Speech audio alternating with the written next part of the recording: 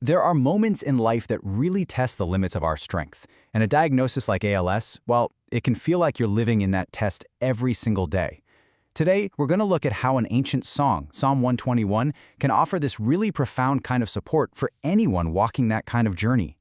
It all really starts with this one incredibly vulnerable question. For the person with ALS, for their family, for their friends, this question comes up again and again. And it's not just a practical question, is it? It's deeper. It's the one that echoes in the quiet moments. Where does my help really come from?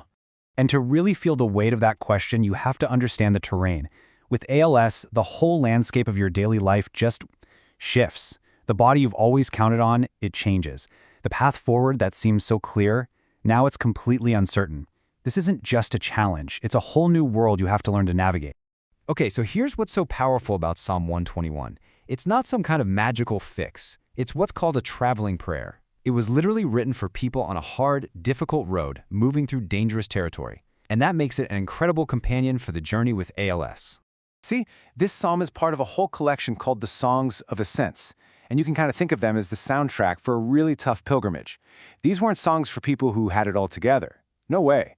They were for travelers who were exhausted, who were scared, and who knew deep down that they needed help. Sound familiar? What the psalm does so well is it recognizes that there are really two different kinds of help we're all looking for.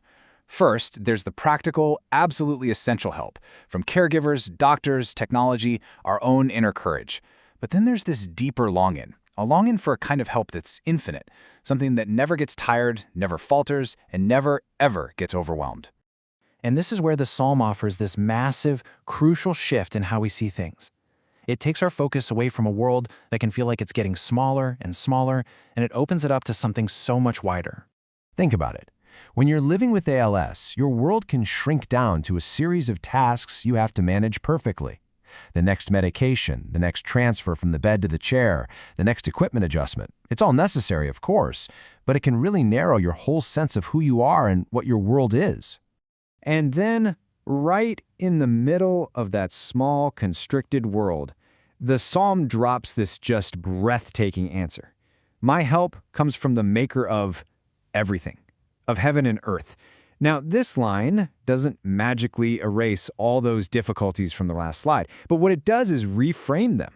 It says, yes, your world feels small right now, but you are being held inside something infinitely larger. And listen, if you're a caregiver, this next part is for you. This is a message of such profound relief. You are absolutely essential. You are irreplaceable. But you are not the only source of help. You are not required to be infinite. This verse gives you permission to just be human because it points to a source of support that is holding both of you. Okay, next. The psalm talks about this feeling of instability. Living with ALS often means the ground itself, literally, can feel slippery as physical control changes. But the psalmist is talking about a different kind of stability altogether. So, while the body might be experiencing physical instability, the psalm promises what you could call existential stability. This is the deep-down assurance that you are not falling out of care, that you are not slipping out of sight. It means that your worth, your place in the world, that is secure, even when your body is not.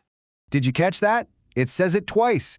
He who watches over you will not slumber, and then again, will neither slumber nor sleep. So why repeat it? Well, honestly, because it's such a hard thing to believe.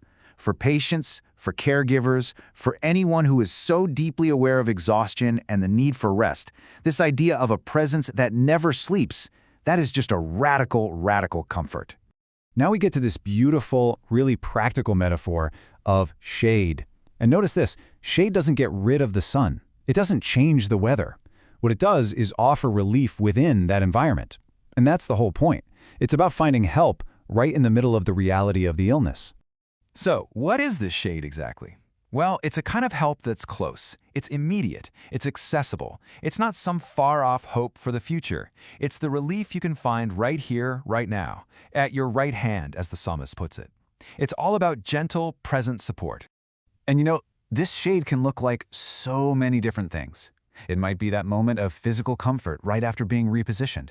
It could be a conversation that suddenly brings laughter into the room. It could just be the quiet, gentle presence of a loved one, or a piece of music that completely shifts the tone. These aren't small things. They are sacred moments of relief.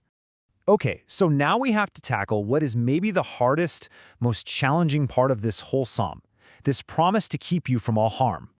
Let's just put the question right out there, because it's a completely fair one.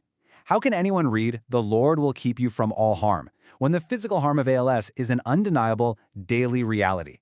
To pretend that's not a huge conflict would just be dishonest. Well, the only way to make sense of this is to think about harm in a different way. The promise here isn't about protecting the body from physical decline. It's about preserving the core of who you are. It's a guarantee that your dignity, your identity, your infinite worth, and your belonging, that those things cannot be harmed or erased by this disease. That is a life that is being watched over. And then look at how the psalm ends. It just stretches time right back out. See, ALS can make the future feel so compressed and uncertain. This final line pushes back against that, with this incredible promise of a watchfulness that covers all of your coming and going, every transition, every moment, not just now, but forever. And for those moments when words are just too much, or your energy is completely gone, the psalm offers this simple rhythm. You can just breathe in with this one thought: my help comes. And as you breathe out, from the Lord. It's a quiet internal anchor, just a simple way to connect to that wider world of help, one breath at a time. So where does all this leave us? What's the big takeaway here? Psalm 121 is not a denial of how hard things are. It was written for a hard journey. It doesn't promise an easy road, and it certainly doesn't promise a cure. It makes a different, and maybe even more profound promise, that no matter how difficult the terrain becomes, you will not have to walk it alone.